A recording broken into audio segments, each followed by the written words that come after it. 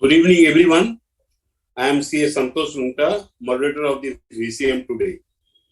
Before starting today's session, I would like to apprise you about the 21st World Congress of Accountants, which is going to be held for the first time in India from 18th November 2022 to 21st November 2022. To know more about this, I would like to request you, the technical team, to play the short information video. Please see this and register yourself for the same. Technical team. Geographically, the 7th largest country in the world. One of the oldest civilization. World's 6th largest economy. A global hub for innovation with one of the largest startup ecosystem. India, city of Mumbai on the western coast of Arabian Sea, among the most advanced and modern metropolises in the world, and the financial capital of India, gears up to host the most prestigious accountancy event of the world, 21st World Congress of Accountants from 18th to 21st November 2022, an event held every 4 years. The Olympic of Accountancy Profession. India hosts the event for the first time in 118 years since the WCOA came into being in 1904. Around 10,000 delegates expected to join virtually. More than 6,000 delegates from over 135 countries would congregate to exchange views at the world's most advanced Geo World Convention Center. The theme, Building Trust, Enabling Sustainability, will inspire the future of accountancy profession to create sustainable economies for the future. The ICI is honored to be the host for this mega event, which will bring together the world's largest conglomeration of professional accountants, regulators, leaders, and visionaries to advance the cause of the global accountancy profession. Now, with the ease of travel restrictions across the world and the situation returning to normal, we are working towards creating a never before and a unique experience for all our delegates. The year 2022 marks the 75th year of India's independence, and the Government of India is celebrating the year in a big way to showcase the glorious history of India. World Congress of Accountants 2022 would also be celebrated as a mega event to showcase the important role that the accountancy profession has been playing in the economic and social development of the country. A never before witnessed unique experience of learning future trends, emerging avenues, enhancing skill sets, networking, and to explore the incredible India awaits you. We at ICAI are pleased to host you here in Mumbai, the financial capital of India, for the 21st World Congress of Accountants with the theme Building Trust, Enabling Sustainability from November 18 to 21, 2022, and give you a professionally enriching and personally rejuvenating experience. We are hopeful that the conference shall be stimulating and productive, and your stay in India will be a memorable experience. Once again, we invite you for this enthralling convergence in India, the land of multicultural, historical, and spiritual inheritance since centuries. Insights from the stalwarts of the profession, international and national standard setters, regulators, and trendsetters will constitute the panel of speakers at WCOA 2022. Let your dream get bigger. Come, be a part of this mega celebration. For registration and sponsorship opportunities, contact. Organized by Institute of Chartered Accountants of India under the aegis of IFAC. To welcome you to all the VCM being organized by the Economic and Commercial Laws and Economic Advisory Committee of the ICI, and it is my pleasure to be a moderator of this session on overview of joint development agreement and business planning and compliances of startup.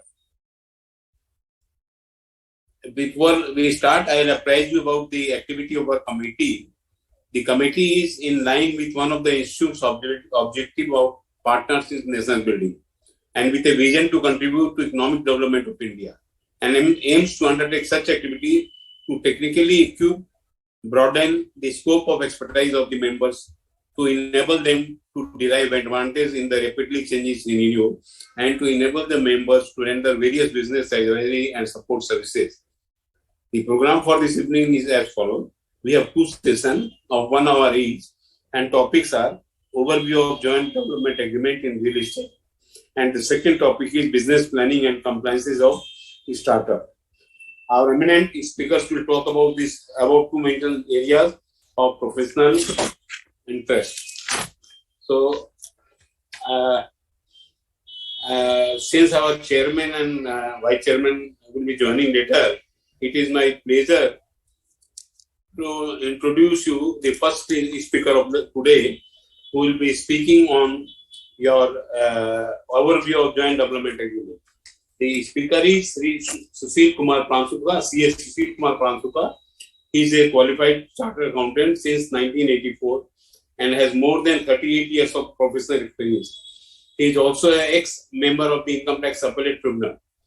He has been advising different corporates, charitable institutions in the field of direct and indirect taxation. He also advises different corporates on issues like merger, demerger, and business restructuring and taxation implications. He is also expert in family settlements and taxation advisor for family settlements. He is the past president of Association of Corporate Advisor and Executives, which is the largest professional body in this Eastern Zone part of the country, and is also a member of different professional associations. With this small introduction, I will request Sri Sushil ji to start with his deliberation. Sushil ji, please. Thank you, Santesh ji. I am privileged indeed at the outset when 11th June, chairman of the committee, when Rajkumar sent me a message greeting me and wrote that have the best day of your life. Actually, that day was not my best day of life, but today is my best day of life. And because for the first time, I am addressing on a National Executive National Council Committee meeting level. Although I have addressed many times on the Eastern region level, but for the first time in the central level, I am addressing on any topic. A topic is Joint Development Agreement Overview. So friends, before I proceed, let me share my screen, then I will start.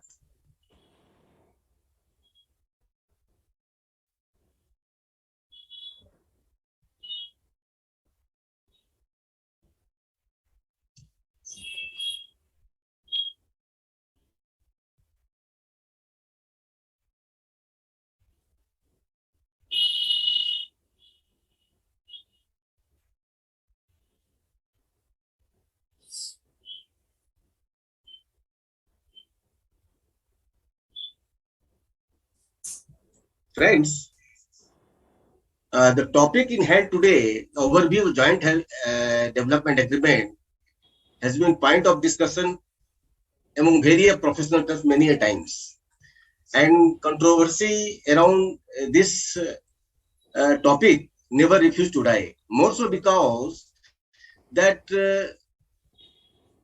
taxation and joint development agreements depends on the various case laws or the judicial interpretation by the case laws of the law on the subject.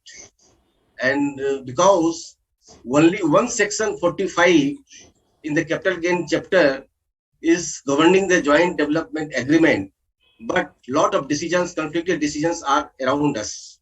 So today, I would like to keep my presentation in that direction and in a short manner, that as less as possible case law I will throw, so that very meaningful decision can be held and some conceptualization can be done by the participants. Friends, why joint development agreement happens? Because we all know that sometimes happens landowner has land but no resources, but developer has resources, no land.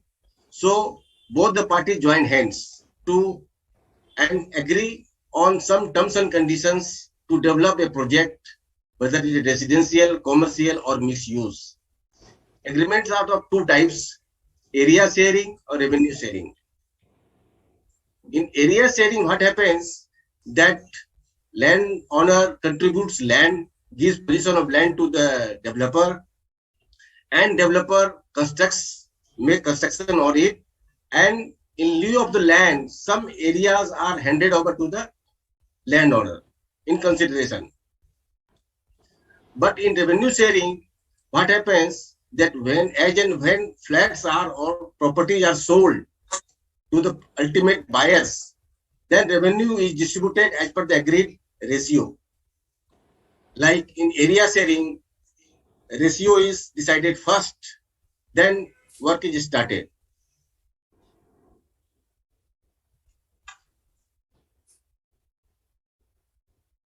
What are the steps for area sharing? Commercial terms. Owner and developer agree to share the area developed at a ratio as agreed upon. Allocation agreement, post plan section. What happens, friends? First of all, there is joint development agreement, and area is agreed upon depending on the distribution of the land, area, location, etc. Everything. What are the favorable to the landowner or to the developer? They seek their own interest and they execute the joint development agreement at a agreed ratio. Then power of attorney is executed in favor of the developer to do some activities like obtaining sanctions from lot of authorities, construction, etc., etc. Then sanction plan is prepared and plan sanction is available. Then allocation agreement is also made between developer and the landowner as agreed in the agreed ratio. Power of attorney I have discussed. Then in the joint development conditions agreements, power to mortgage of the developer share is also given to the developer for obtaining the finance.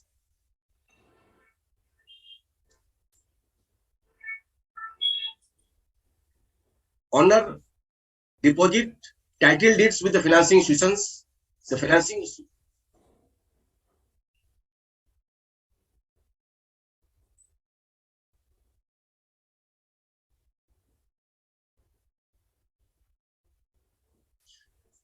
institutions will give a letter of endorsement stating that owner's share of interest is not secured or charged. What happens, friends, when landowner handovers the possession of the property to the developer and title deeds to the developer, then developer his own share mortgages with the financial institutions, and to secure that on landowner's share is not secured, given as a security, that clause is given there and must be given by the landowner and the developer. Then there is a clause on the date of commencement, date of completion, grace period to be given to the developer, compensation to owners for delay subject to conditions, force measure to be included. Force measure to be included in case anything happens, any disaster happens, and developer could not complete the project in time. Those clauses are there. Area sharing allocation agreement I have already discussed. Developer builder is granted the right to enter the immovable property as a licensee, as understood under Section 52 of the Indian Easement Act, to commence the construction activity. It is expressly stated that legal title, domain, and control of the property continues to be vested with the owner till its transfer in favor of the ultimate purchaser of the apartment. Friends, this Roman 7 clause, the license as a licensee, I will discuss in a little later in a more elaborate manner. Why this clause is necessary and why it was thought necessary to give a license to the developer. Then next clause may be compensation from prospective buyers to be charged by both the owner and developer for delay in receipt of the installments to be standardized as per the said requirement. Agreements on price parity, that is review of the minimum price to be fixed periodically to be provided for in the agreement. Friends, projects go on for 2, 3, 4 years, and in the meantime, real estate prices also go up. So prices fixed also determined periodically at what rate owner will sell or what rate developer will sell his own share. Developer to be responsible for all matters related to construction. Once power of attorney is given and joint agreement is signed, then developer becomes responsible for all the construction activities and adherence to all the applicable laws. Power to developer into the agreements and collect advances. That power is also given to the developer to enter into sale agreement with the prospective buyers before the, but conveyance deed is not executed in favor of the developer and power is not given to the executive. This clause, along with the clause earlier, this licensing clause, I will discuss later.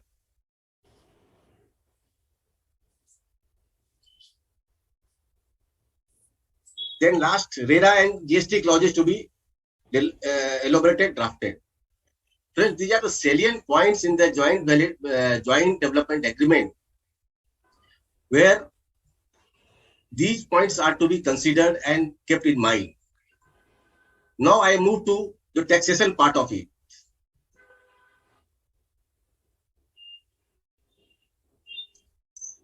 Friends, as I said earlier, that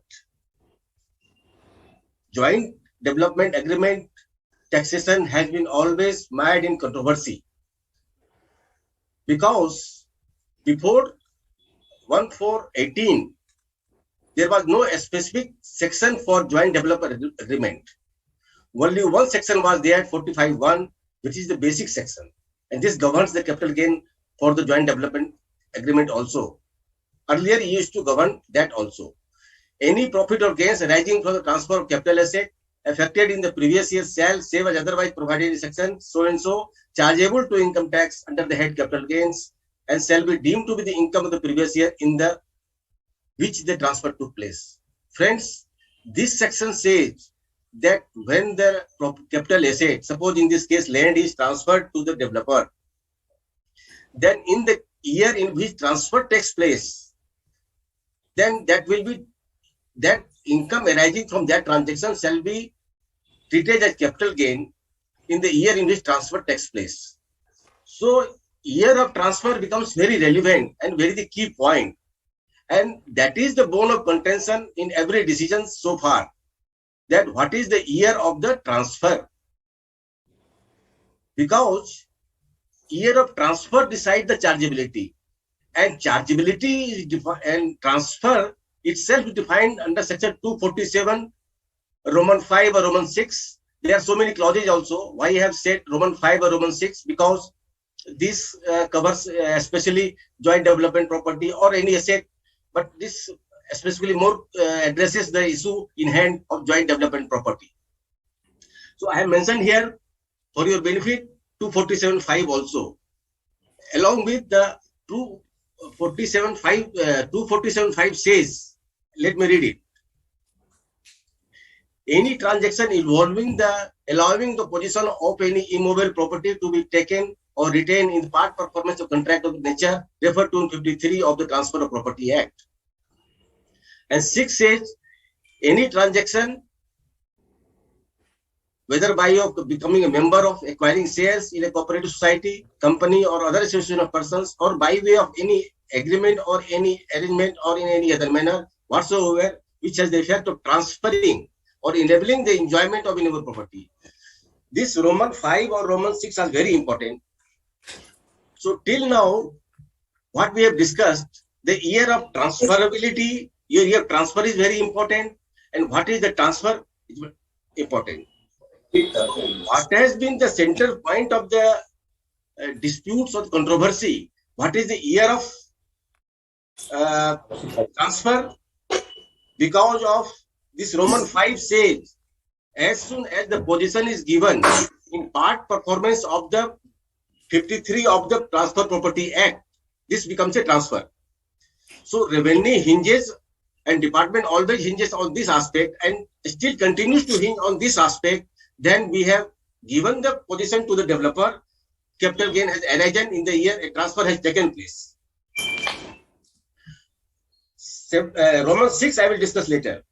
Again, we'll discuss Balrampur, Balbir Singh Maini or Siyasi Steel. So, because of these conflicting decisions, in from 1/4/18, amendment was brought in and Section 5A was inserted in Section 45.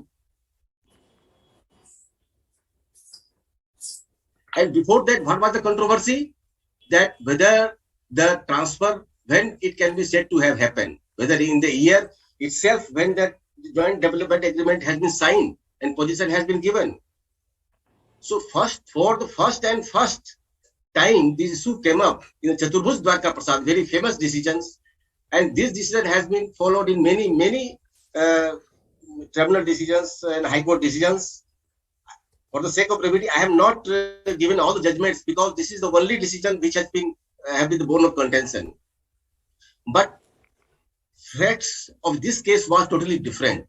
In this case, land was handed over and conveyance deed was executed, and landowner also allowed the developer to mortgage his share to get the finance.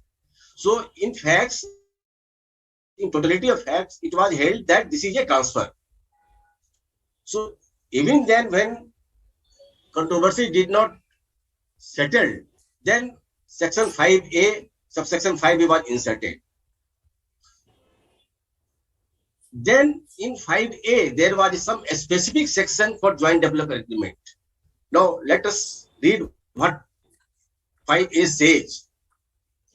5A says that notwithstanding, mark it, notwithstanding anything contained in subsection 1, where the capital gain arises to an assessee being an individual or individual family from a transfer of capital asset being land or building or both under a specified agreement, the capital gain shall be chargeable to income tax as income the previous year in which the certificate of completion for the whole or part of the project is issued by the competent authority. And for the purpose of section 48, the stamp value on the date of issue of the said certificate of his share being land or building or both in project as increased by the consideration received in cash, if any, shall be deemed to be the full value of consideration received or accruing as a result of the transfer of the capital asset. Then there is a proviso. Friends, when this subsection was inserted, more or less issue was resolved the year of chargeable capital gain tax. Because this section clearly said that in the year when completion certificate is received, in that year itself, capital gain will be chargeable.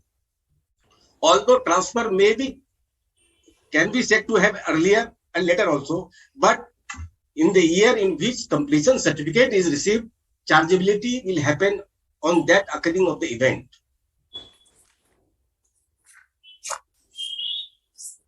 And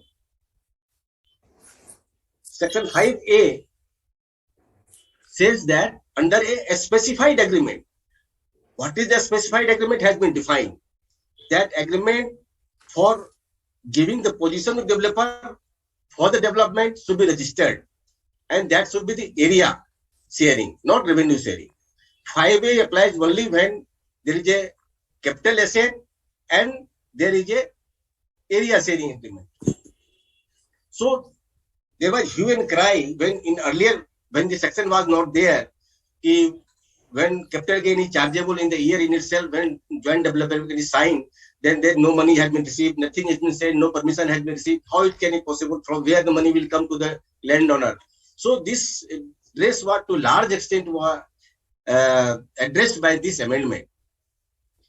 But at the same time, it gave a lot of issues also, which we'll discuss. So, friends, first issue is that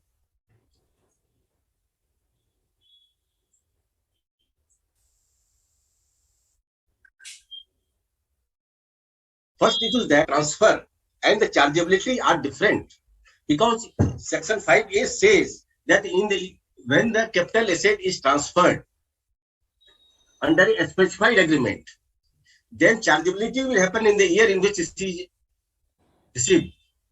So regarding year of transfer and year of chargeability, there are two views. There are contrary views. One quarter says that transfer will happen earlier, then indexation will be available up to the date of transfer, then chargeability happen in later year whenever CC is received. And so 5A has addressed two things. That year of transferability or chargeability has been fixed in the year of the completion certificate, and what will be the value of the consideration received in lieu of the land, that is his share. What is the superstructure and land he is getting back. So next issue is that whether 5A requires determination of the year of transfer as it starts with non-obstative clause. Friends, my view is that since 5A starts with non-obstative clause, that notwithstanding sub-clause 1, it means what? This is a specific subsection for the joint development agreement. Whatever has been said in 1, so irrespective of the year of the transfer, this specific section will apply 5A in respect of a specified agreement in which year the CC is received. So this issue, this is my view. Date of completion, full or in part, is reference point for differing the year of transfer of the property, transfer and the chargeability.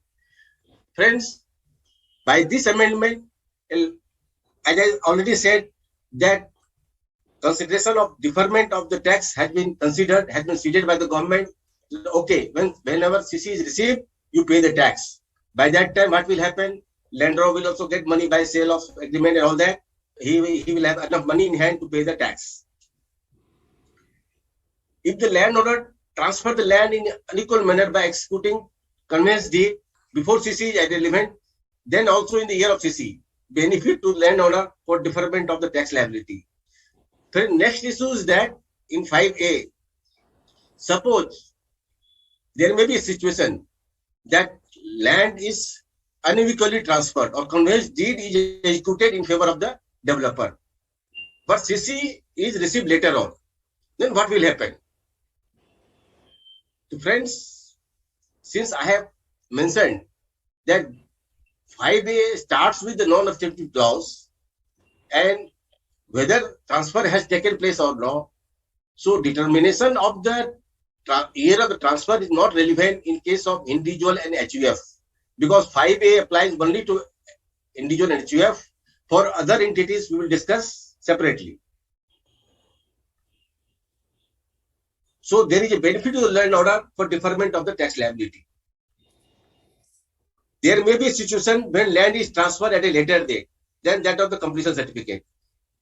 ऐसा भी हो सकता है कि completion certificate मिल गया और transfer नहीं हुआ, means conveyance deed execute नहीं हुआ developer के नाम में. Then also CC reference date is very important. Completion certificate date is very important. On that day, value of the concession will be taken and year of transferability will be decided. So more or less, after insertion of 5A, year of transferability and chargeability had been resolved. One related issue is again their period of holding and indexation. We know that immovable property, land and building, 2 years is the long-term gain. So in case, what will be the period of holding and indexation? Since in the beginning I said that year of transfer and year of chargeability is different according to some views, then in some quarters it has been opined that indexation will be available when the land is transferred to the developer and not up to the date of the CC. Here again I will emphasize that if one reads carefully subsection 5A, it says that it will be treated as income in the year in which the CC is received. So very specifically it says that in the year in which CC is received, then chargeability will arise. So according to me, the indexation and holding period will be counted up to the year in which CC is received. More so because section 48 is also coming to the picture here. That section 48 is the computation section that says the consideration received or accrued. Since it says that since accrued and received, then you have to read 5A and 48 together to come to a conclusion that whether holding period and taxation will be able to get a CC or not. Friends, this situation is at par with the section 45.2 also, where there is a specific section like this, that when capital asset is converted into stock in trade, then it will be charged in the year in which the stock in trade is sold. And full value consideration on the date of conversion will be taken as a full value consideration. So means what? Suppose capital asset is converted in the stock in trade today, but it will be chargeable to tax in the year in which the stock is sold. There is a similarity in both the provision. In that case also, based on some judicial decisions, I have not mentioned here, but it has been held that indexation and holding period will be counted. Indexation will be available till when the stock is sold. And 5A is applicable for the capital asset. I have already said. Now, stamp value superstructure. Friends, in the taxation of individual and HUF, since 5A has come into the picture, and 5A also says that what will be the consideration. And consideration is the stamp value of his share. So here, there are two things I would like to emphasize.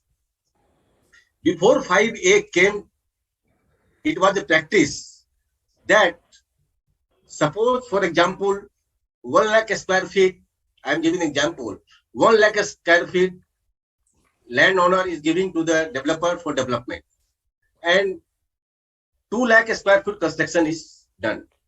Out of that 1 lakh square feet land, he's getting 1 lakh square foot construction area. So earlier what we were doing, owner's share was remaining with the owner. So how capital gain was being computed, that value of the superstructure the landowner is getting, and land given to the developer share indexation cost of the, because the landowner developer share is only being transferred to the developer. So consideration is the value of the superstructure and minus the cost of the land given to the developer share. But section 5A has changed this situation.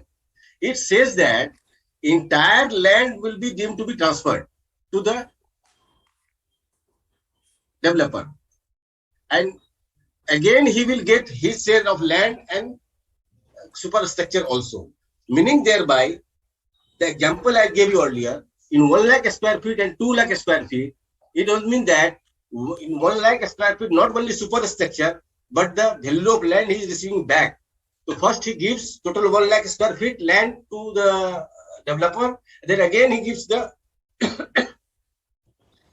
receives the 1 lakh square feet of land of his share also. Means value of his share minus entire area of the land which has been transferred. After, of course, after indexation, this is the situation. So this is very surprising how the this owner's share can be deemed to be transferred to the developer. This area is still very dicey, but as per language of section, it seems so. And question also may arise that how the value of superstructure will be determined. because in many places registrar gives the value of superstructure also, but many of the times it is not able. Then it can be done in a way that entire value of the superstructure land can be taken and value of the land can be deducted. So in this way, we can get the value of the superstructure also.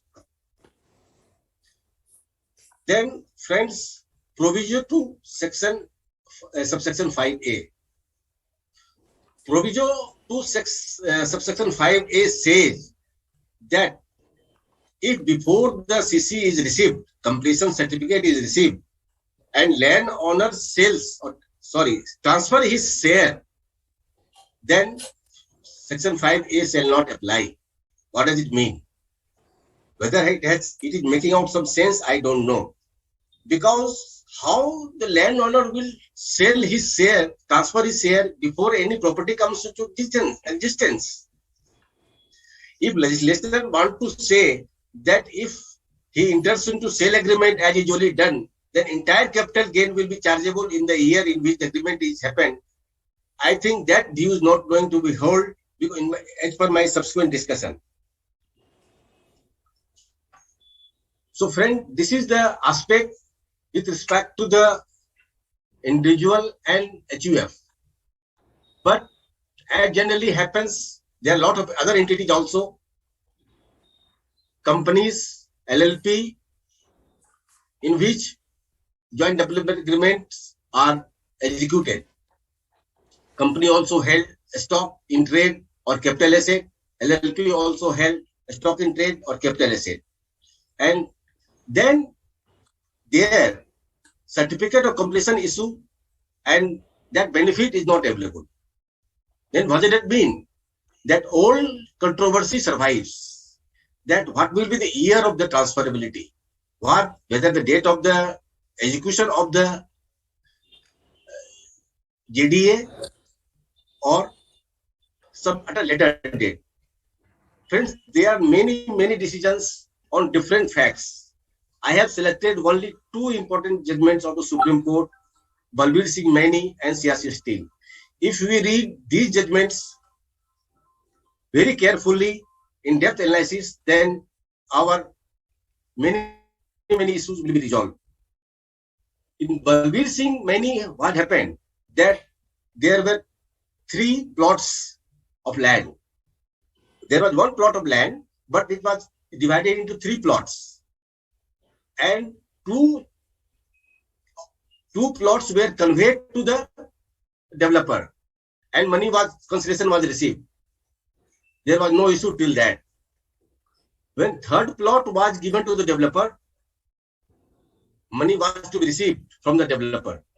But in the meantime, because of some controversy, High Court intermitted this project and project did not get off. So what happened? Landowner did not get any money. Project could not took off. But assessing officer what did? As per his old this thing, that okay, JD has been signed, then you are liable to pay the capital gain tax, and he determined the capital gain tax. Matter went up to the Supreme Court. Because we are seized with the Supreme Court decision, so I am directly going to Supreme Court judgment. What happened below appellate authority did not be discussed.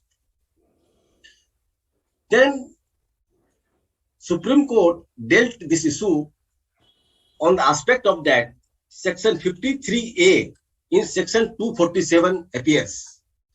That says that as per the 53 of the Properties Act,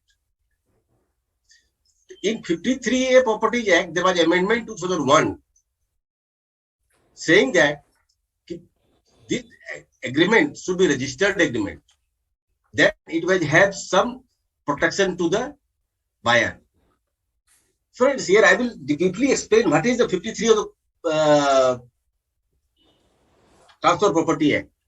53A of the Property Act is only a agreement when a immovable property is transferred in a part consideration, and when buyer is willing to perform his part, then to protect his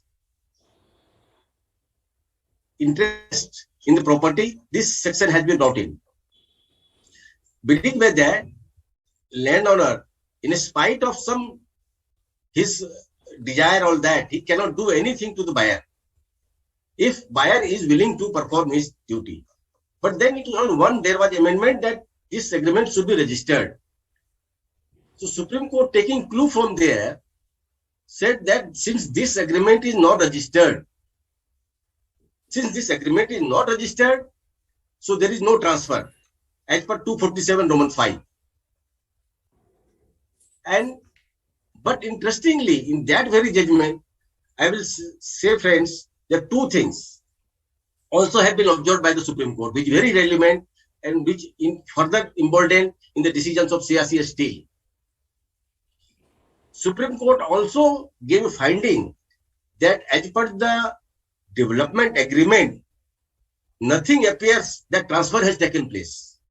Means transfer in the legal sense to have happened. Means that if there is no transfer, as per the Supreme Court observes that as per the terms of the agreement, only position has been given. No transfer has been done. No domain and control has been transferred to the developer. So in both these points, agreement is not registered and domain and control has not been given to the developer. So there is no transfer and there is no chargeability of the capital gain tax. On that basis, relief was allowed to the landowner. Friends, in that judgment also, Roman 6 was discussed when revenue took the argument that land had been transferred and as a de facto owner, he is enjoying the property. As I have earlier shown in the slide, that section Roman 6, friends. A transaction, whatever, by way of becoming a member of acquiring shares in a corporate society with other association persons by way of any agreement or any arrangement in any other manner, which has the effect of transferring or enabling the enjoyment of any immovable property. So here, Supreme Court recognized the fact of the de facto ownership. Even if the agreement, Roman 5 says it should be registered, but 7.6 said even if it is not registered, but de facto title has been given, means title deed has been given, has the dominant has been given, then it will be transferred. So that very argument was taken by the revenue, but that was also refused by the Supreme Court on the ground that on the terms of the JDA, it does not seem that de facto transfer has been given. He has been given full authority, domain and control, ownership has been given, it does not appear. So means what? Registration is not necessary if domain and control has been given. Even if registration is done as per 5, but only it is a mere possession. Even if the registration is there, I am repeating again, this is very important, friends. Even if registration is there, but from the terms of the agreement, it does not look like that ownership has been transferred, then transfer cannot be said to be happened. And clause 6 says, even if register has not taken place, but de facto transfer has been given, title deed has been given, ownership has been given. So many times we see that we buy houses and registry is done 2, 3 years, 4 years back. So does it mean that the seller will not have to pay capital gain tax? It is not registered. It will, because he has handed over all the papers to us.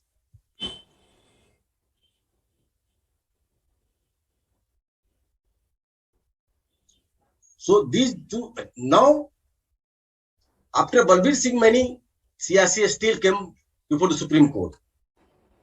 The Supreme Court, CRC Steel went a step further, said that in section 247.5, possession is there. So possession is not a formality. Possession possession has a legal concept. Unless there is a conveyance deed, possession cannot be given. You may have given the possession, but conveyance deed has not executed. That cannot be said to be transferred. So seeing both the judgment, Balbir Singh Mani Steel in case of company also and LLP also, whenever, unless conveyance deed is registered, a de facto transfer is given to the transfer will not be taken, capital gain tax will not be chargeable. That's what I said in the beginning. That license thing I will be discussed later. For this purpose, I wanted to say that that's why it is very important in the joint development agreement to insert that clause. Developer will enter the immovable property in the land only as a licensee. As a power of attorney also, he will be given only for the limited purpose for development. If these things are taken care of, then charging of capital gain tax in the year of signing the joint development does not arise. Still, there are a lot of recently 140 notices have come for joint development agreement. Since it is only signed by JDW, they have not read the joint development terms because jurisdictional position has not been given to the developer. So, friends, this individual HAF and this Balbir Singh Mani after this revenue sharing. Friends, to get rid of this immediate payment of tax, we have discussed how the joint development agreement has to be drafted. So there is another way of revenue sharing. Lot of stakeholders also get into the LLP part. The landowner contributes as a capital LLP in LLP, and developer also become partner in the LLP. Then projects are executed and later on dissolved. But most disadvantageous is not efficient, tax efficient, in the sense that whenever land will be transferred by the contributed by the landowner to the LLP, it will taxable under 145(3). So it is not advisable. So only joint development agreement in the form of joint development agreement only, it is a, whether it is area sharing or revenue sharing is good. So what can be the arrangement and the revenue sharing agreement? Let us read one by one. Owner and builder developer agrees to develop the immovable property for residential commercial misuse. Owner and builder developer agree to share the revenue as a ratio as may be decided. As in the area sharing, revenue ratio is decided pre-hand. In this case also, depending on the value of the land, location, etc., revenue sharing is decided. Various terms for sharing of revenue such as gross revenue, distributed revenue, pass-through charges, etc. will be detailed in the agreement. Agreement will be styled keeping in dual ownership, concept of mind. Owner will transfer individual right, title, interest in the land, and developer will transfer superstructure of area in the favor of the ultimate purchasers. In the revenue share, what happens, friends? When conveyance deed is executed in favor of the ultimate buyer, landowner signs the conveyance deed as a landowner and developer signs the conveyance deed as a provider of superstructure.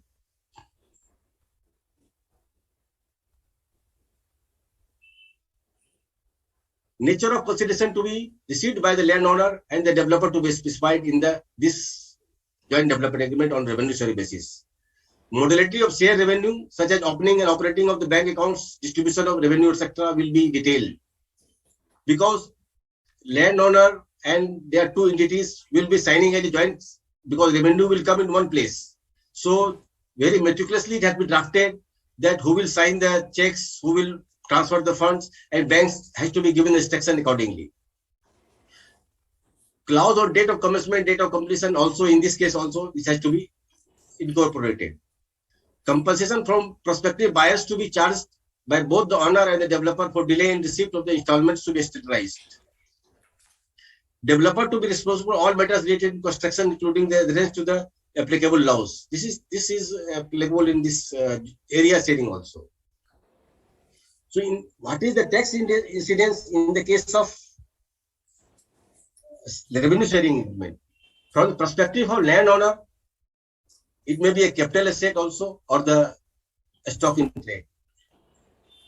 So if it is a capital asset, then again this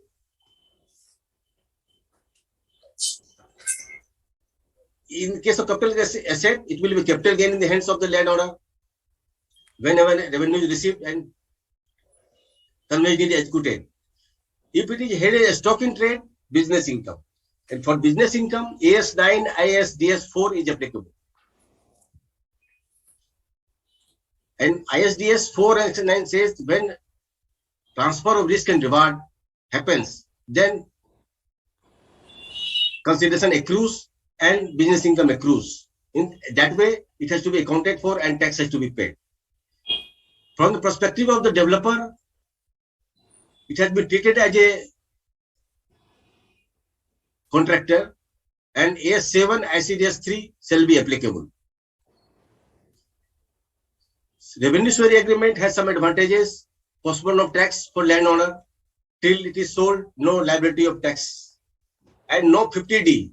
50D I did not discuss because nowadays considerations are decided by revenue sharing and the area sharing. So when a value is not available and consideration is not determinable, then 50D has been inserted that fair value can be taken for determining the consideration. So in case of revenue sharing, this no 50D on entering the day on the JDA is signed, so 50D will not be attracted.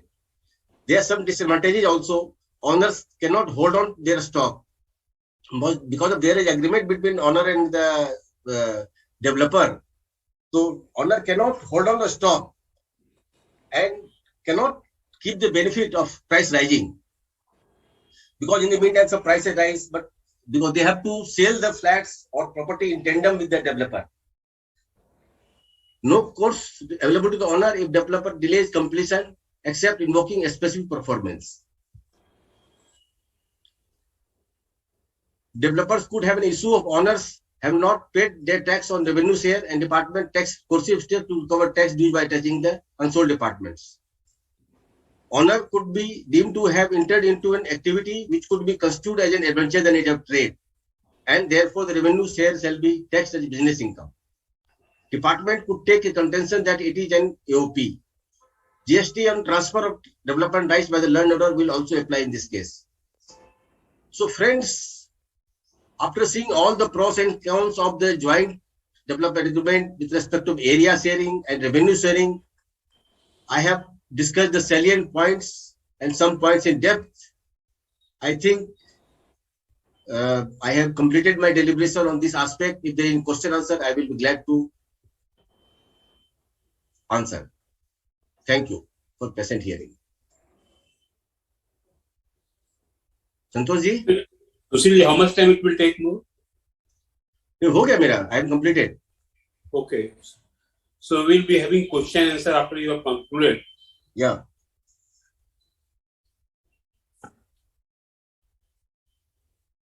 So you have concluded.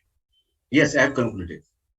Thank you, Sushil ji, for aptly describing the meaning and benefit of and legal implication of joint development agreements. And in fact, today in high sky, rocket high prices of land, people are avoiding outright purchase of land and are opting for joint development agreement because one of the facts is that all the landowners do not have the expertise to construct and sell also. Right. So this is the most your advantageous proposition for the landowner as well as the builder. In layman language, if we talk, joint development agreement can be understood as a transaction similar to barter, where one person hands over clear title of property to the builder for either for monetary consideration or for both sharing area and all those things. So we have to keep a lot of things in mind because while drafting the joint development agreement, and I hope the case laws and other things which you have stated will be definitely beneficial to the participants in the seminar. and you provide, and I feel that your deliberation were meaningful, providing complete insight on the subject, and thank you for much. So now we have question and answer session. In case any question is coming on the screen, let us see.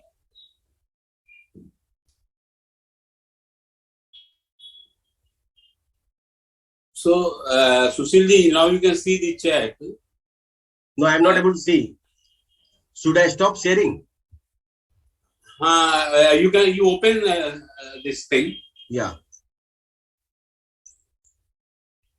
Chat. Yeah. Yeah.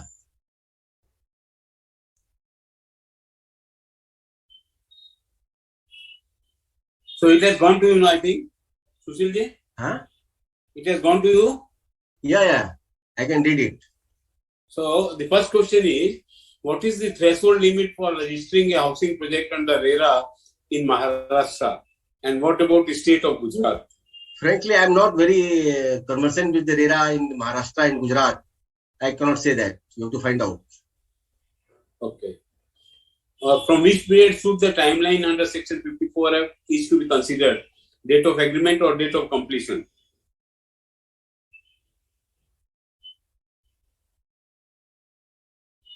Sushilji, this question is for you. Date of completion. Date of completion. Certificate. Because the reference point is the date of completion certificate. On that date, transfer can be said to have happened and value of consideration determinable.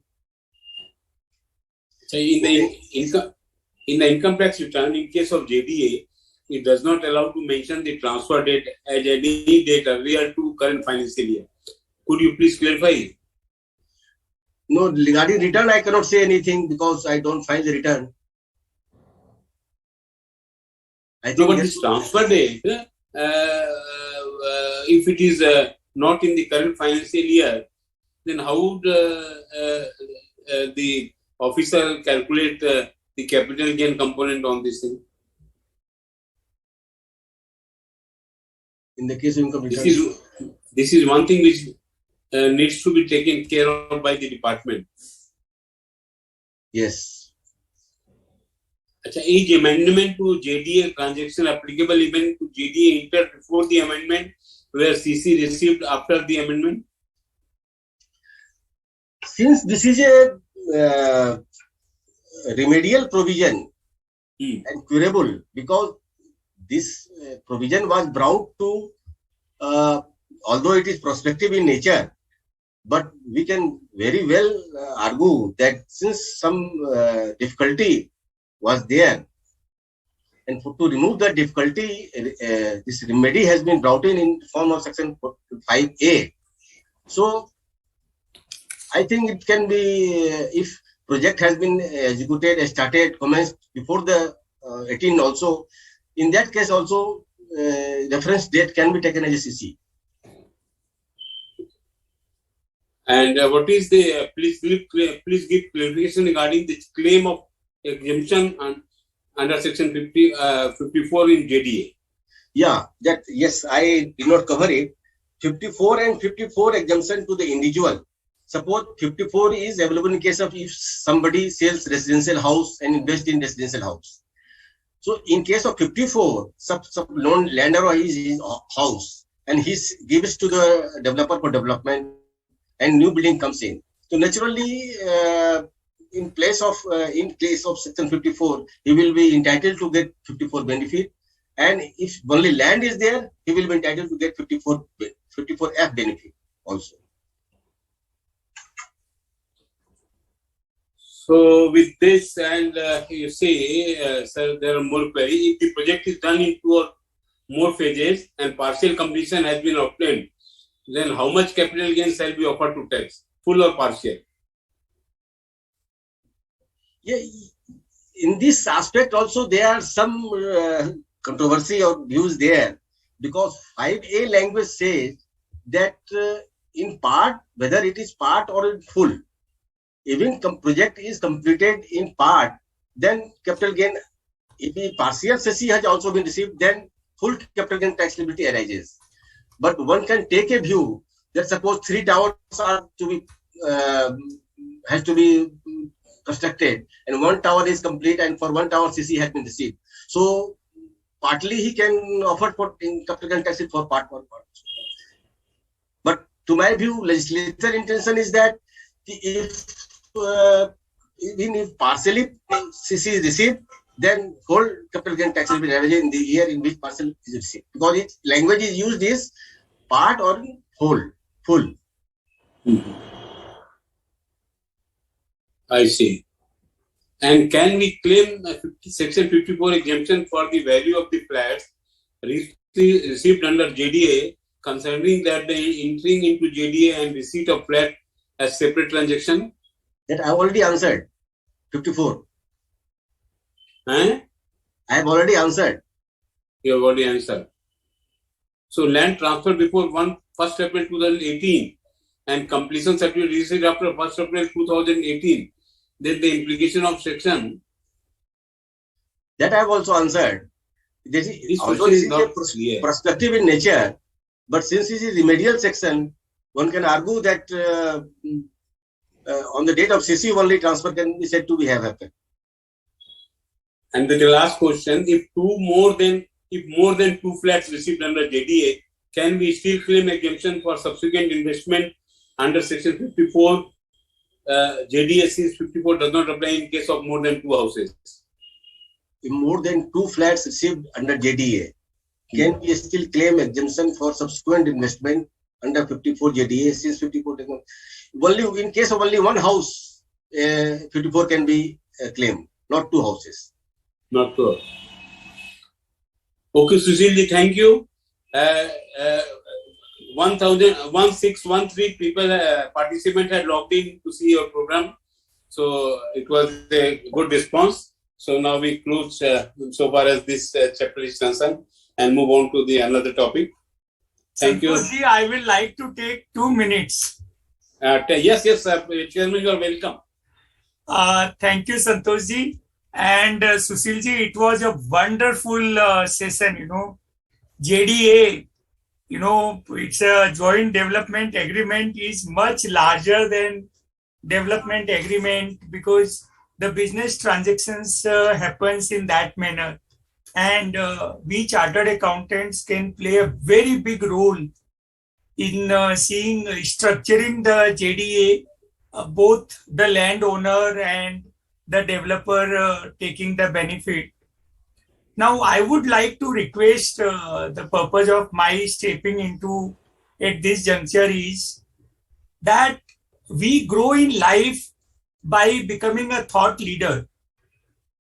Thought leader is one who speaks and who writes. Like, if we have to take an opinion on JDA, we will go to Sushilji because he keeps on addressing in seminars.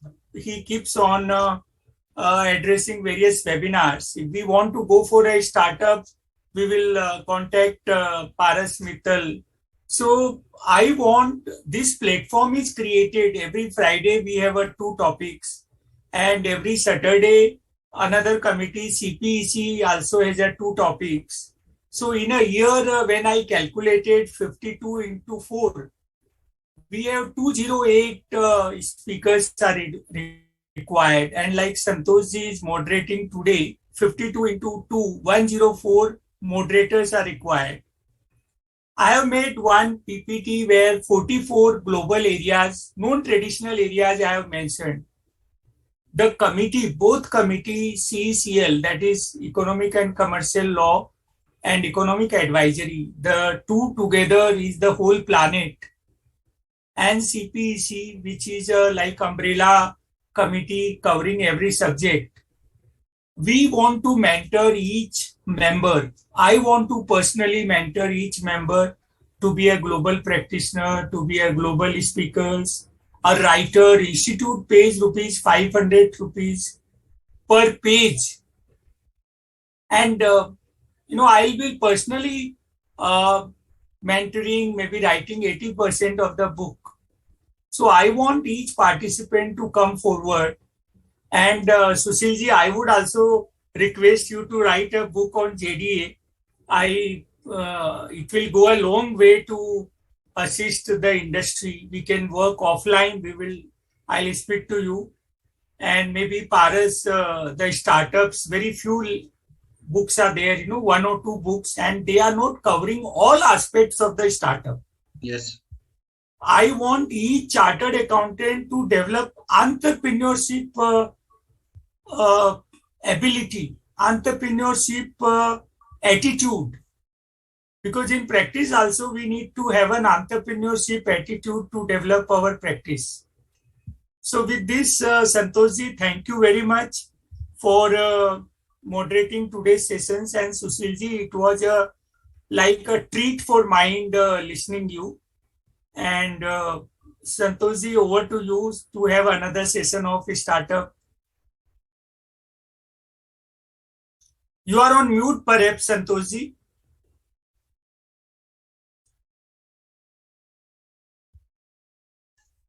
आपकी आवाज नहीं आ रही है Santosh ji.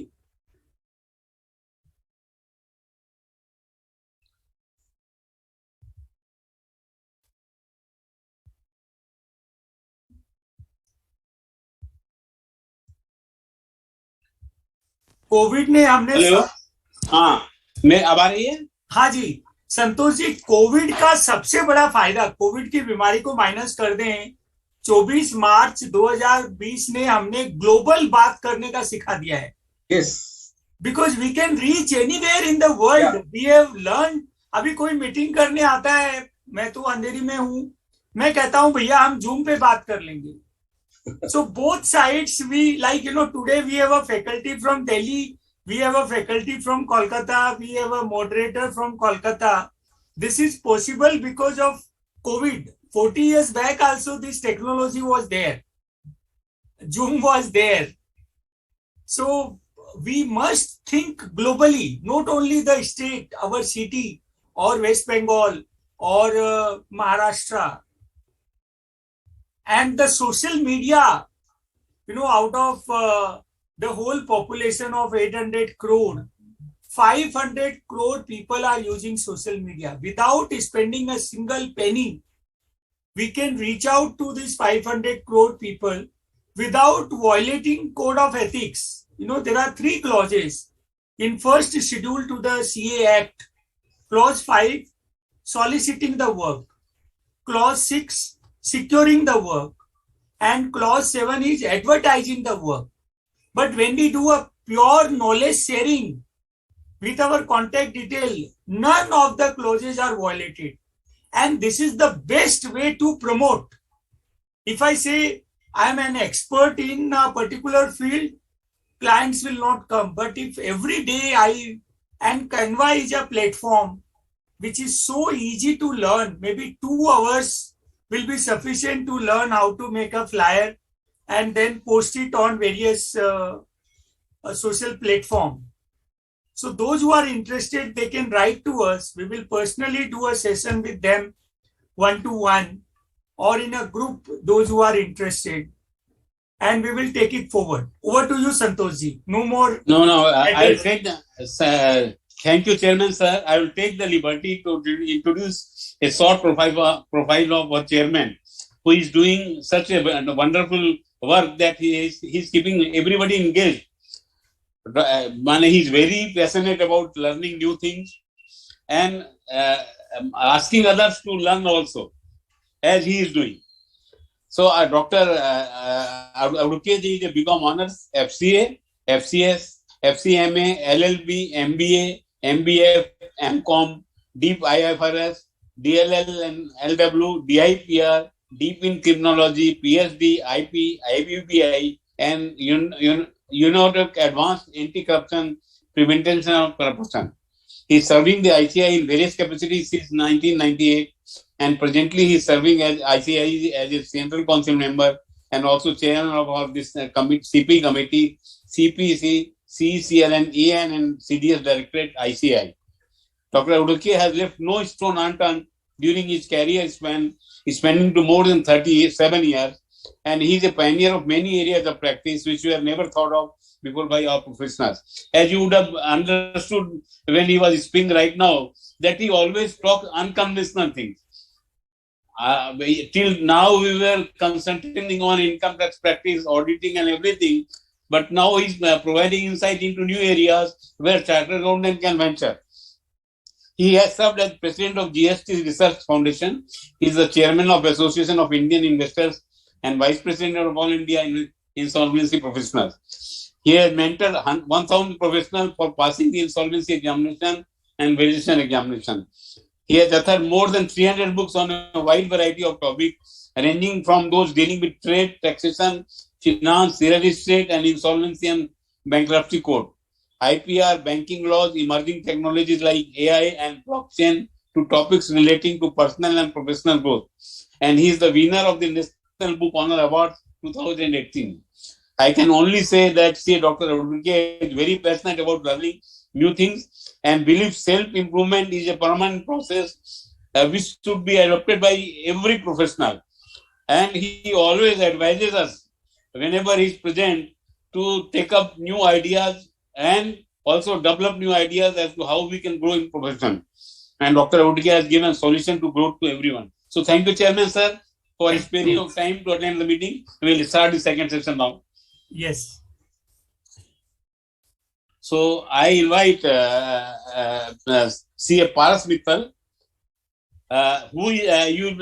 Chairman sir, he's also written a book on amalgamation and merger, which is sent to me, and he's really tremendous, very comprehensive knowledge of the amalgamation merger and the other issues associated with it.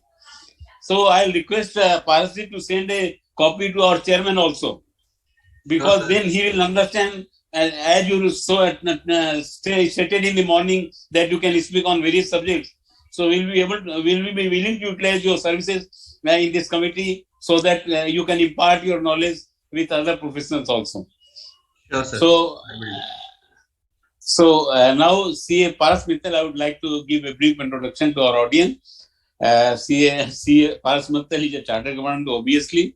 He is a fellow member of the Institute of Chartered Accountants of India. He is having vast experience in fields of legal, tax audit, finance and corporate governance over 16 years. He dealt in tax audit, internal audit and statutory audit of various large and medium scale companies. He consults multinational companies on preparing budget and SOX compliance reports, transfer pricing study and capital commitment reports. He served various multinational companies like Intercontinental Hotels Group, Hilton Hotel Management Services, Chaudhary Group, Global Farms and Galaxy Group in the past in the capacity of Head of Finance and Corporate Affairs. So today your CA Mittal will be dealing with the legal procedure required for a startup in India. So before he start his deliberation, I will only say that it is a very important subject, because one can have a well-managed, solid team, good investors and distinct business plan. But if one have not registered a startup legally in India, then a huge storm of legal notices can sink the startup in a day without prior alarm. Say in India, several numbers of startups either forget or avoid the process of legal structure and face lump sum issues in mere time to come. So today the topic is very important, and some of the important things which needs to be covered is that the intellectual property right certificate, trademark certificate, online India, bylaws of the constitution of the startup, patent registration certificate which is available online, registration and business license, and tax exemption. Of course, we are quite competent to advise what tax exemptions are available to startup, and then third party non-disclosure certificate. So these are some of the important areas. Although I am not very conversant with the startups matter, then still I try to find out, and I hope that you will cover most of the areas today in this deliberation. Yeah. Thanks so much, Santosh ji. So इस सारे topics को बिल्कुल cover करेंगे sir. And good evening everyone, to all the viewers, to all of my friends. And sir, I would like to start the session कि 1 out of 10 startup got a success. The startups which we saw in our day-to-day life, Grofar, Zomato, Amazon, Paytm, they struggled a lot. and they have not come this far in a day. So we also know that Rome cannot build in a day. So these startups which we saw have done a lot of struggle, lot of business planning, lot of brainstorming, lot of hard work, and 1 out of 10 startups got a success. So when we started one a startup, so one of my mentor told me that how confident you are that what you are doing a startup from leaving such a big job, and will you able to sustain it, will you able to do a success in it. So I thought ki agar probability 1 out of 10 has, so why don't we start some more innovative solutions. So at the same time we started with 3 ventures just to take out the probability factor. So we will discuss each and everything related to the startup in today's session. So I will just open my presentation and we will discuss in detail.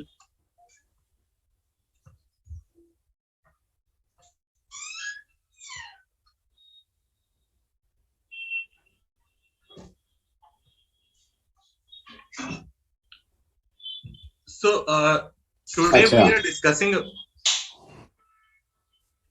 today we are discussing about the business planning that is required for a startup. So business planning is certainly a plan for your future course of action. So it is the point. উনি আমাকে phone করেছেন, আমি এখন কথা বলছি। ও record call for করেছে আমাকে। ওই যে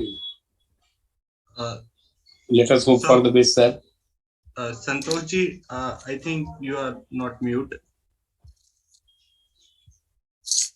Okay, so business planning is a plan. So it starts from one point and go to the another point. So it's always a futuristic aspect. So we are not discussing here about the business expansion or business valuation or business operations. So here we are discussing about the business planning. So at the inception, at the initiation of a startup, what all measures, what all cautions you have to took in order that you will do a perfect first step in the startup business. And certainly we will also discuss about the compliances. So what is a business plan? Out of my experience, when we are doing a business plan services for our clients, out of 10 clients, normally 8 or 9 are confused that what they have to write in their business plan. They know how to do a business. Dhanda kaise karna hai, everybody knows. But how to plan that business, how to write up that business plan, and how to put everything on a piece of document. So that also sometimes become very crucial aspect. So business plan is a written description of your business future.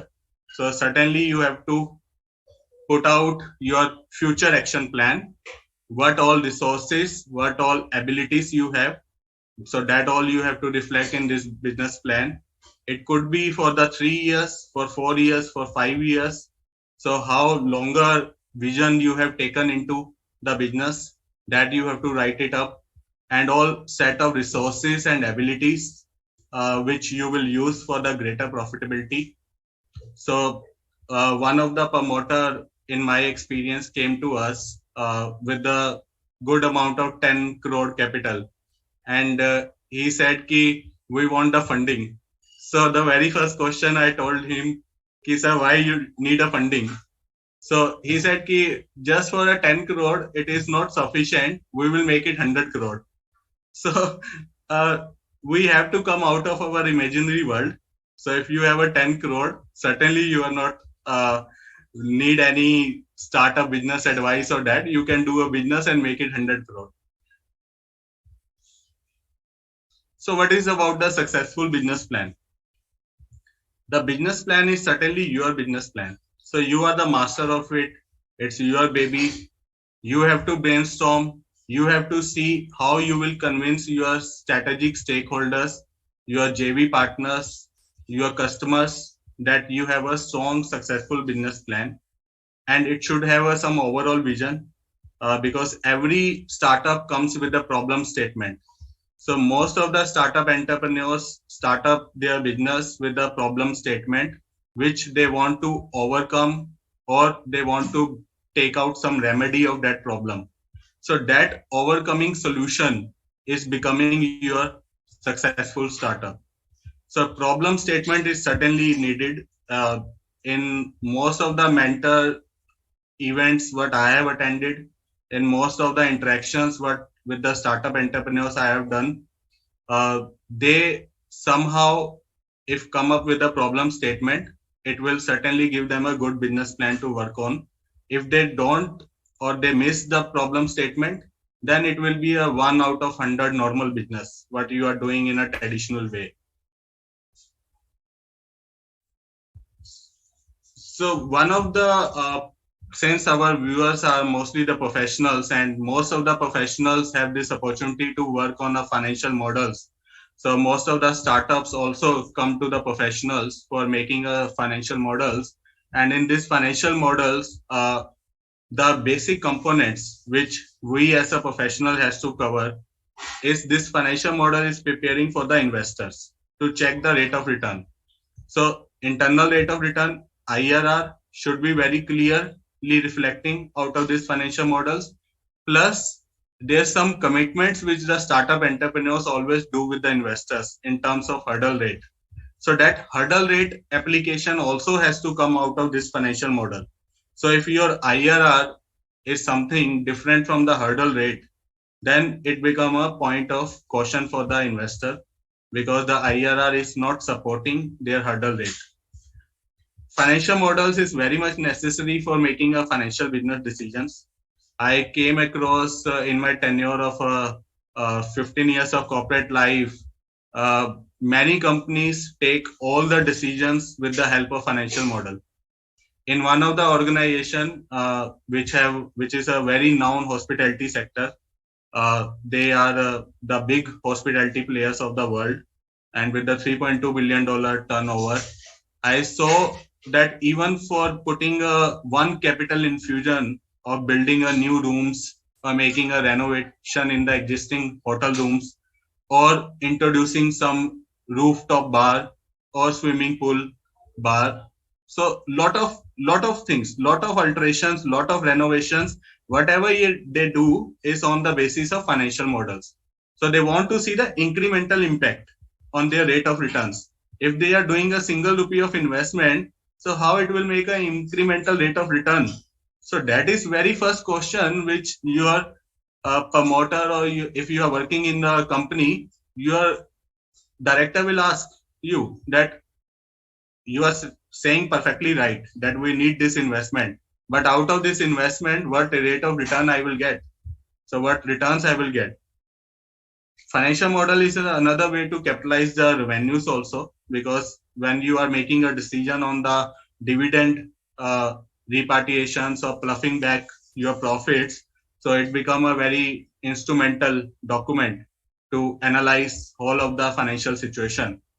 Valuation of equity, yes, another aspect where the financial model is certainly required.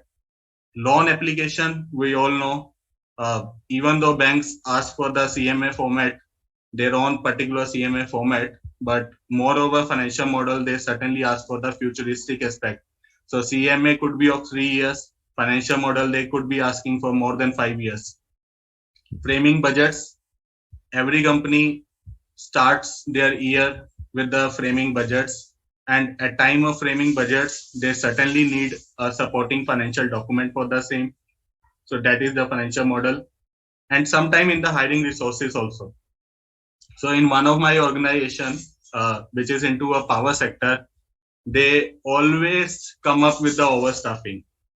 So one time the promoter and our director told me that somehow we are feeling that our HR budgets are always overcrossing.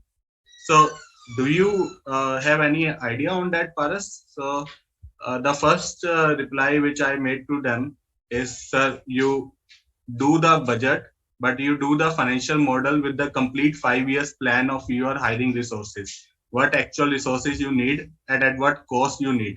So you might be doing the overstaffing, you might be doing staffing of the same number, but at the higher cost. So this, if you need a proper, make a proper financial model and make a proper business plan, and that will certainly help you in reducing your overstaffing cost. So this is very important analysis which most of the startups has to do. The 4P of a business. So every viewer knows, every friend of mine who is watching this session knows that product is very important, because if you don't have a particular product which can become your USP, unique selling point, so certainly it will make an impact on your business profitability. And while doing a 4P, you also have to see what other products you can introduce within your existing network of customer relationships. So with the same set of customer, what other products you can offer them. So this could be one of very analyzing factor. Promotion, the whole of the marketing cost, it's almost consuming your more than 10 to 15% of the budget. And marketing cost is coming a huge nowadays.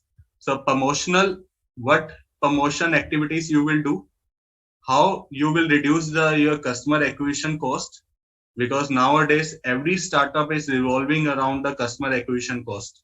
Some of the startups have very huge customer acquisition cost, some of them has a very low, and believe me, the valuation and the profitability and good funding and investment, what they are getting is only because of their low customer acquisition cost. So if they have a very low customer acquisition cost, certainly you will get a good amount of funding. Place, very important, geographical location. Either you are catering to one particular location or you are catering to the whole over India. So one of the example I will give here to all of my viewers, I came across one of the startup, I would also named it, it's a lazy lad who have started a groceries online platform in Gurgaon. So they have started in Gurgaon only. And at that time, this is the situation of the before COVID. So they did not able to do it in a best way, because ultimately they have to connect each and every grocery store and they don't have a central warehouse. And over a period of say 4 to 5 months, they did a good traffic, good attraction, but ultimately lose a business, have a high cost, and then they shut down that business. And after that shutdown, we see how big the big basket and your grocer have done in a groceries online platform. So it's all about your business planning. They have started much before the big basket and grocers, but ultimately they have to shut down their business because they are very much particularly catering to the Gurgaon market, and at that time Gurgaon market has not such a become a flexible location. Price, it's all depend how your pricing structure is.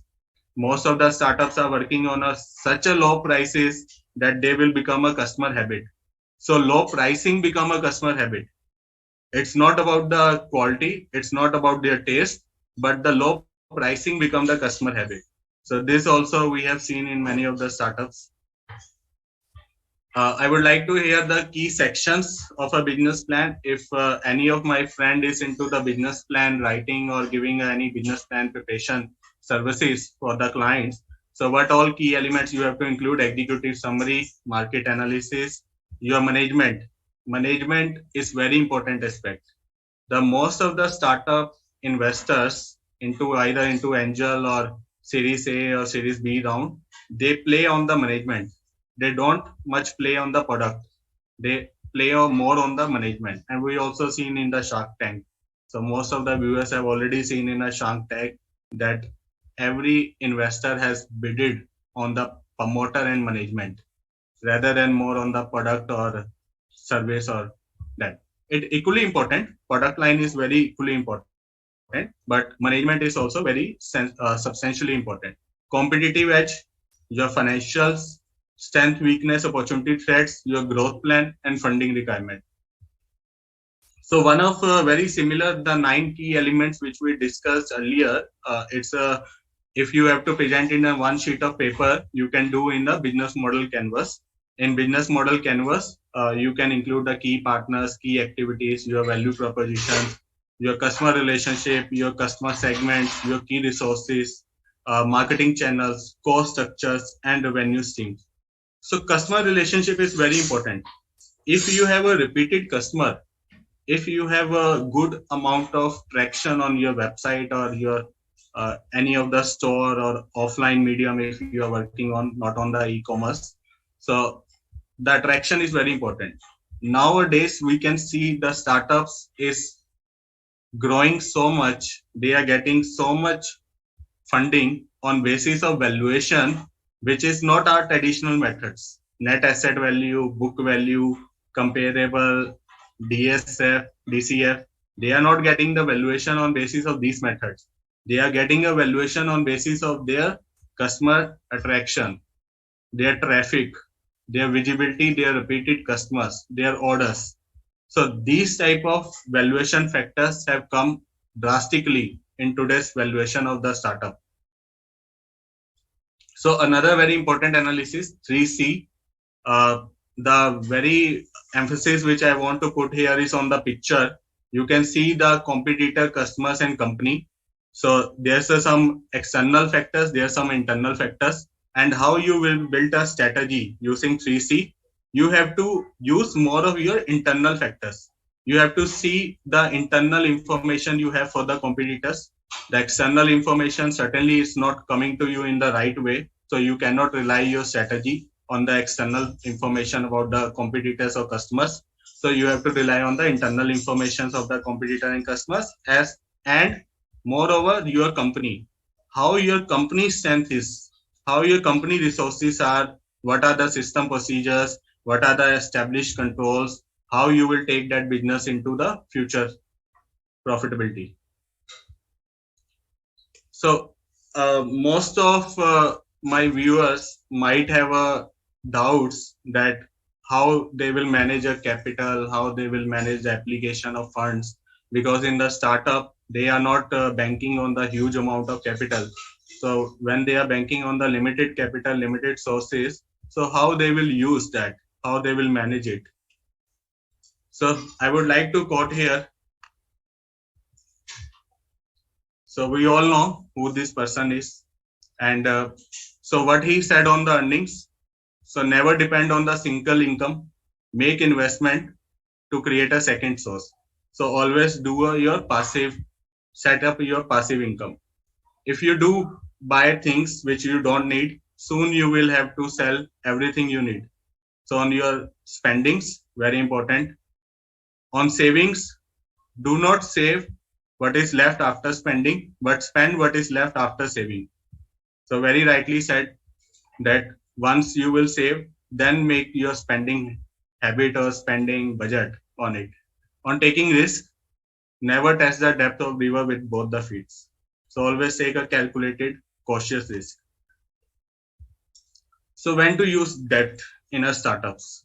So since we are doing very fundamental things here, because the whole of the concept lies on the fundamentals, and most of us know that we always try to use debt at a very first instance. But what are the peculiar situations in which you have to use the debt? When the company is growing, at that time you can use certainly debt. New investor when cannot be attracted. So if you already has the investment or you cannot able to attract any new investor, then you can use the debt. When the unit economics are working, but there's a valuation gap, because if there's a valuation, then certainly you will get a good equity. But if there's a unit economics, but valuation gap is there, you can certainly use the debt. Management don't want to dilute their equity shareholding. Company is profitable, but equity is expensive. So since you are getting a very good ROI, so you don't want to dilute and your equity is very expensive. Leverage can boost your return on equity and ability for the interest burden. So certain amount of leverage aspect also you have to consider before using the debt. So here, this is certainly depend on my experience, since I already told you that we are into 3 startups and I have started 3 startups at a same stage. So at a seed stage, how we able to increase little sources with the help of some part-time incomes, passive incomes, by taking some advance payments, some franchisee model, distribution network, involve partners or co-founders. When you do some equity sharing with your consultant, you share some marketing synergies with the other partners, JVs, and credit cards. So these are the sources which at a seed stage, most of the startups think about. So how you can curtail your application? Another very important aspect at a seed stage, if you have just started the startup or you are planning to do your startup, so you have to curtail your application of funds. And that curtailment is with the help of outsourcing. Certainly, you can outsource to the consultant rather than an in-house team. Your space sharings, your intern hirings, you can use virtual numbers, you can use soft copies, you can do self-operative Facebook and LinkedIn and social media accounts. You can have some sharing transport facilities. You can have a sharing IT infrastructure, some bartering you can do. So with all these things, you can curtail applications.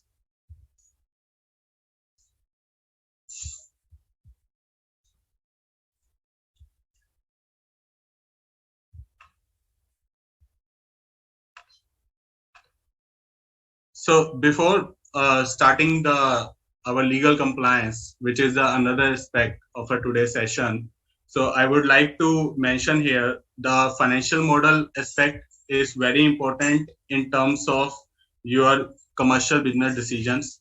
I would also like to tell here some of very innovative aspect on the startup. So since we will certainly cover in our legal compliance presentation that what is actually a startup. So I would like to tell you all that innovative solution is one of the aspect, but don't over rely on that innovative solution.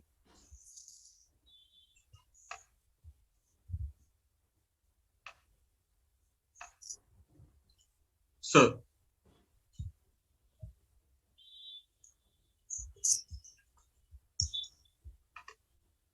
okay, so startup definition. Since most of the viewers have just started a business, they start calling themselves as a startup. So even Santoshji at the beginning of the session told that startup definition is a proper legal structure which is given under the Indian startup policy. So if you are a private company, you are a partnership firm or LLP, and you have not crossed the 10 years from your date of incorporation, your turnover does not exceed 100 crore, you are working towards innovation, deployment or development or commercialization of new product or services, and you are not formed just by the reconstruction or split, then you are called as a startup and you have to register under the Department of Industry Policy and Promotion. So what is the DIP registration? So as a company setup is one thing, trademark, patent, copyright is another thing, but DIP registration is very much necessary in order to call yourself as a startup. So in that you have to give a justification of innovativeness. Liaising with the authorities are also involved. For the tax exemption, you have to take another extra approval of IMB. Single window declaration is there for the 9 compliances, and after you get registered under the DIP registration, you will also get a rebate on the patent and trademark fees. So innovativeness. So I told you earlier also, don't over rely on the innovativeness. We came across so many clients who came to us for the DIP registration and they are over relying on the innovativeness. Innovativeness, you can restructure also your business model in such a way that there should be a deployment or refinement in process. So you will also get a patent in case of refinement in process or refinement in method. So any deployment, any refinement. So in a startup definition, I will come again. Innovation, development, deployment, commercialization. So any deployment of the process and method is also a startup for the innovative solution. What all compliances? We all know that every startup has to do the PAN, TAN, TDS, GST. Labor law compliances has to be done. Shop and establishment registrations. If you are into any food manufacture, sell, store, distribute or import, you have to take a FSSAI registration. There's many regulations on the novel food and proprietary food, which we will not discuss here in detail due to the shortage of time. Environmental, Water, Air Prevention, Control, Pollution Act. Factories, when you have a 10 worker with power, 20 workers without power. So if you are into all this, you have to do these compliances. Self-certification, which we discussed earlier in terms of DIP registration, you will do a self-compliance on these 9 self-certifications. 6, labor law, building, other construction workers, contract labor, provident fund, employee state insurance, interstate migrant workmen. So all these acts, you can do a self-compliance with just a single click. And 3 environmental and factory compliances also you can do for the water and air prevention control pollution. So very interesting topic. Most of the queries which we came is after we do the DIP registration, are we automatically exempted under the income tax? No, under 80 IAC, you have to apply and you have to become eligible for those exemption. Under 80 IAC, you will get the tax holiday for 3 consecutive years out of 10 years, but you have to be recognized, you have to private limited company or LLP, you have to incorporate after 1st April 2016, and you have to engage in the innovation deployment and development innovative solution. So eligibility is certainly we discussed. How you will do the registration process? You have to register on the startup portal under DPIT recognition, and then you can access the application form and you have to fill the details and get the approval. So without approval, you cannot be automatically applied under 80 IAC income tax exemption. 56, another very important section, investment above fair market value. Most of the startups are getting some of the investments at very high value, above fair market value. So are they automatically exempted? No, they again have to apply. They have to become eligible. So in order to become eligible, whatever the investments are coming from the accredited investors or non-residents or funds or listed companies with more than 100 crore of net worth, so you can claim exemption, but you again have to follow the procedure. You should be a private limited company. You should be DPIT recognized startup. So there's no investment in specified asset class, which is mentioned in the capital assets, and you will be liable for the capital gain. So for those specified asset class, it's not eligible, and you should not have a loans advances and some vehicles of about 10 lakh value. And you can register on the startup portal. Again, you have to apply for the section 56 exemption, and then from CBDT, you will get a proper email approval if you are approved and eligible. So most of the startups have the queries that how we can use the GEM. So again, for government e-marketplace use of the portal, you have to be registered under the Department of Industry Policy Promotion. We do many registrations for Department Industry Policy Promotion. Earlier, there was incubation certificate, which is required from the particularly some incubator authorities. So now it's very easy. You can easily register, but yeah, documentation has to be done. And many benefits you will get. You will get in applying the tenders. You can easily wind up.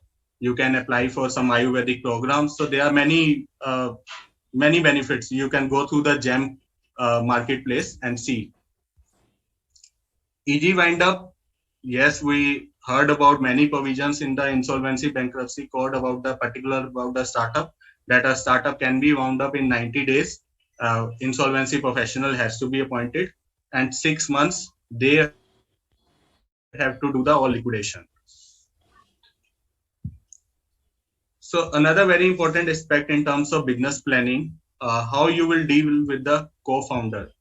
So we came across so many queries from the startup that they get into the disputes at very early stage. So we would suggest them that while dealing with the co-founder, prepare proper shareholder agreements and do the proper allocation of the role responsibilities, do the proper board structure, do mention about the contributions, do mention about the business plan and associated party transactions. Founder and team, very important, because most of the investors rely on the founders and team rather than more on the product and services.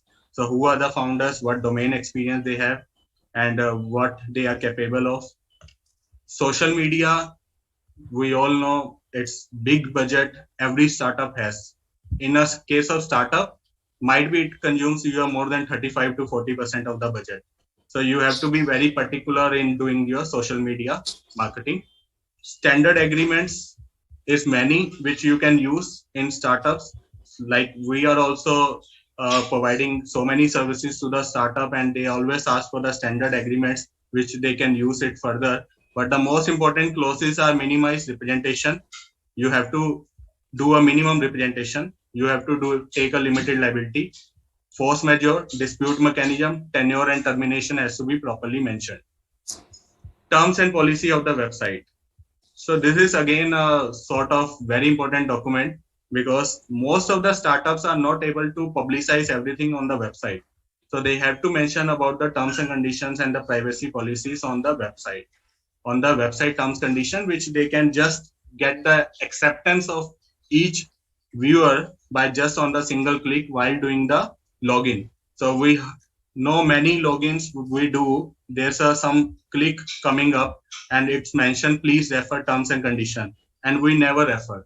So this is a very big mistake we are doing when we are not reading a terms and condition, because terms and condition not only contains your warranties or liabilities, it might contain some important terms also. So the opportunities for my professionals. So since my professionals are all doing this session, so you can do DIP registration, you can do business planning, you can do legal compliances, you can do agreements, you can frame the terms, conditions, privacy policy, you can help in trademark, copyright, patent, you can do strategic management, you can do content marketing, you can do GST, all income tax compliances, you can apply for the income tax exemption. So many opportunities in the startup. A disclaimer here, we are doing all these services from last so many years, and we came across so many professionals who want to do these services with us. You are most invited. I will certainly sharing my contact information. You can contact me anytime. This is my WhatsApp number, 9971002715, or you can also email me at parascs@gmail.com. I have a 16 years of experience in field of legal, tax, audit, finance, and we are doing a lot of audits also, and we are doing help a lot in the business structuring and restructuring of the business models.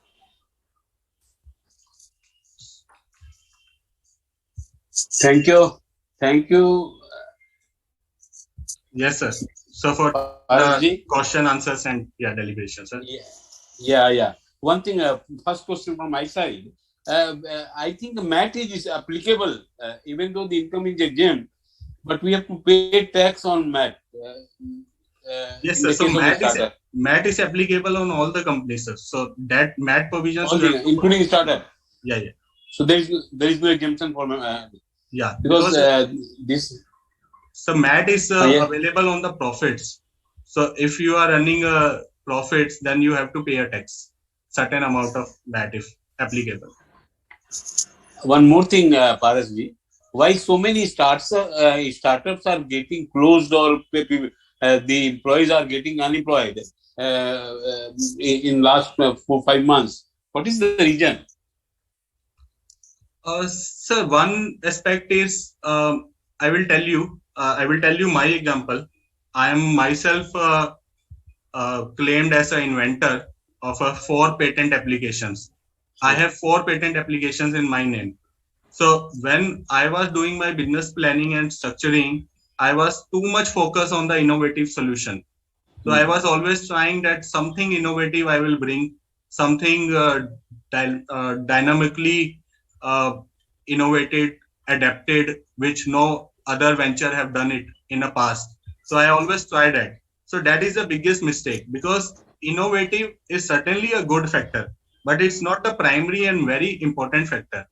So the primary and important factor is your customers. You have to attract a good business. You have to attract a good traffic. So if your website does not have a repeated customer, if your website does not have a good viewers on a daily basis, and you are just pretending to something develops very innovative solution, then certainly you will fail at one or another instance, because this needs a huge cost also. So every business has a gestation period. So if I would talk about the gestation period of a startups, so even it could be 3 years, 5 years, then this startup gestation period, you will not able to survive. So in order to survive in this gestation period, you need to have a good planning. You have to increase your sources by creating some other incomes, additional revenue channels. You have to curtail the application of your expenses. You have to work on the synergies, barter systems, sharing of your equities against the services. So all these things will ultimately impact your business planning and your funding also. One another very important question which you have raised, that most of the startups also failed because they are over relying on the investment. They always think that without investment they cannot do the business. So when we started with the 3 startups, we have not approached all the investors at a very first instance. First, we tried to bring some attraction and some visibility, at least to bring some business into some standard level, then approach the investor. So that could be a best scenario, that you cannot approach the investor at a very first instance, whereas you can approach the investor once your business come into some standard profitability criteria. Yes. And one more thing, I was just going through some literature where I found out that in Kota, where this G and NEET students are going for your getting education to gain knowledge to pass the examinations. Now there is a huge competition from edu.com and many other startups which are providing the training on studies online. Is it a fact? Sir, could you come again? I just missed out. No, in Kota, particularly students are going for preparation of G NEET examination. But I am told that many new startups have come up which are giving a lot of competition to them, providing the services online. So it is affecting their business to some extent. Is it a fact? Yes, sir, because even I saw a pattern in the IEM and your IITs also. So if you see, the most of the IITs and IEMs also very much focused on putting a startup at a very first instance. They get the benefit also because of the degree and because of their qualification. The most of the investors rely on the IITs because they are themselves a IT expert. So you can say कि जब skill set अपने घर पे होती है, then you can perform better. So the skill set, if it's at your home only and within you, then you can certainly perform better in that. And most of the startups are on the IT products. So those IT factor is certainly impacting the other businesses. Last question, sir. आप chartered accountant हैं, लेकिन आप ये multi disciplinary knowledge कहाँ से लाते हैं? Sir मेरी 4 books हैं जो मैंने इनिशिएट की थी एक स्टार्टअप के लिए ही, क्योंकि at that time we are introducing the e certification programmes. तो वो 4 बुक्स लिखने में मेरे पूरे 1.5 साल स्टार्टअप के जो हैं that all spent out, and I have spent those 1.5 years while preparing a curriculum just for the 4 books. And when we started engaging the network, when we start engaging our interns and our associates, we developed more than 200 courses. We have one portal, achievedegree.in, in which we have developed 200 e-certification programs. And when I have started putting a book and making a curriculum, it took me 1.5 years. So knowledge is never ending, learning is never ending. So after a 15 years of career, I also learn on a daily basis, and every day is a new learning for me. Yes, I agree with you. You are following the path of our chairman, Rajkumarji, in all respect. So congratulations for the nice deliberation. Now we'll have a question and answer session. So one thing, sir, I would like to cover it here more since we have some time. So the franchisee and distribution network. The franchisee and distribution network, most of the startups and businessmen in today's world is looking into. And since my viewers are most of the professionals, so I would like to mention here, if you will do a working in the franchisee network, you can really grow big. Because certainly while connecting a franchisees, you will get a good amount of fees also. Because most of the professionals have the criteria of getting a good fees. So I will put a particular opportunity where you will get a good fees also. So in franchisee network, there's some models which you can adopt. One is the franchisee owned and franchisee operated. One is multi-unit franchisee model. One is single unit franchisee model. So you can make a development agent above the franchisee network, and that development agent has to train the franchisees, has to take care of the franchisee operations, have to do all the marketing collaterals with them, have to make them understand about the team, have to make them understand about the product, IT, platform, all customer disputes resolution, customer queries resolution. So put one development agent and then put a franchisee models, and then involve your all the associates and JVs and stakeholders to put in that franchisee network. So this is very good business network which you can use, and most of the startups are also using it in order to gain more and more traffic and more customers, and to make more and more business profitability. So this is the one of networking most of the businessmen are asking. Uh, we are came across so many queries that Paraji help us in setting the franchisee network. So even we helped 37 Krishna March. I would like to quote here. This 37 Krishna March is doing the management model earlier, and when we started their franchisee model, they do a big growth. They always raise to the 3 or 4 times of their EBITDA. Even the bottom line, top line, everything grown at the 3 or 4 times once they start using the franchisee network. So let us open the house for questions, if any. Let us see what is there. If there are 4 chats. So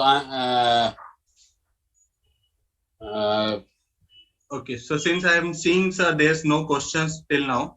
So I would like to here take a more deliberation on the valuation aspect. So yes, sir. Like I told earlier in the session also, that nowadays the startups are getting valuation on basis of their traffic and customer orders and customer viewership. So in the cost method, in the net asset method, fair value method, somehow those methods are not getting applicable to the startups. So now their valuation are growing so much, and that valuation is only because of the customer traffic, your customer viewership, and customer taste and customer habit. So like we heard about the Paytm, the Paytm have started creating a customer habit by doing a low pricing, giving a more discounts, more coupons, low cost structures. So with help of these things, they grow so much in the valuation because they are getting so much customer traffic because of the short recharges. So if you remember, Santosh sir, they have started with the mobile recharge. So they are doing the 50 rupees recharge, and they get so huge customer database that they can sell anything to those customers.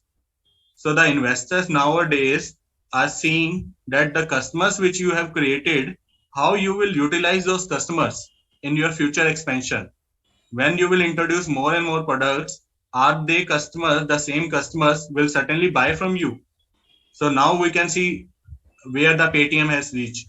From the mobile recharge, he is almost doing all sort of bill payments, all sort of shopping, all sort of bookings. Everything is done by the Paytm.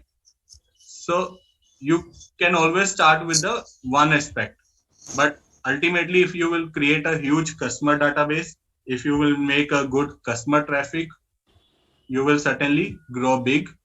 And I will certainly recommend here all of my viewers to work on the innovative solution, but don't over rely. Do try for the investment, but don't make over dependency. There is question, Paraji. There is one question we would like to answer. If sir, how to file form number 61 in case of share issued to foreign company not having PAN? So in that case, there's a certain factors which has been given. Once you don't have a PAN, you have to comply with the certain conditions. So I have not done this 61A in a recently past. So I will reserve this question to check later on. Okay, sir. So the time is up. Thank you, Parasji. Sure, sir. I can only say that you have provided the audience as a knowledgeable, helpful resource on the subject which you have deliberated upon. Thank you very much. Thank you, sir. Let's close the session. Okay.